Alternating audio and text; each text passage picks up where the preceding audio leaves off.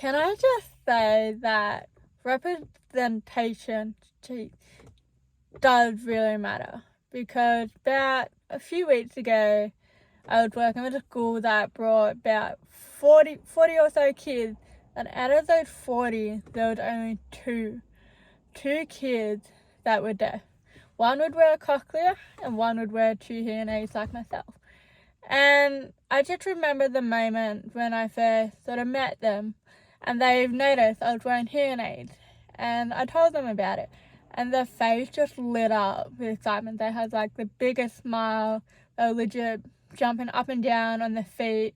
Like they were so happy to see that someone was like them, that was deaf and wore hearing aids. And it honestly made my heart melt. And it was probably like one of my favourite programs, because I actually work with those two quite a lot through their time.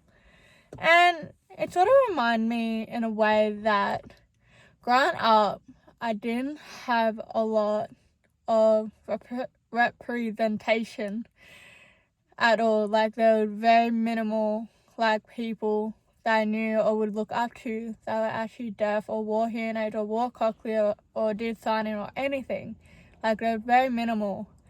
And it was only probably the last like 5 or so years that I really started to come across more people who are deaf. Like there's only maybe one that I really look up to, which is Tasha Gorey, who was on Love Island one year. Then there's also this like Marvel TV series called Echo, where the main character is deaf and does sign. And that's probably the only really two that I've came across and saw and really represented those who hard of hearing, has hearing loss, deaf.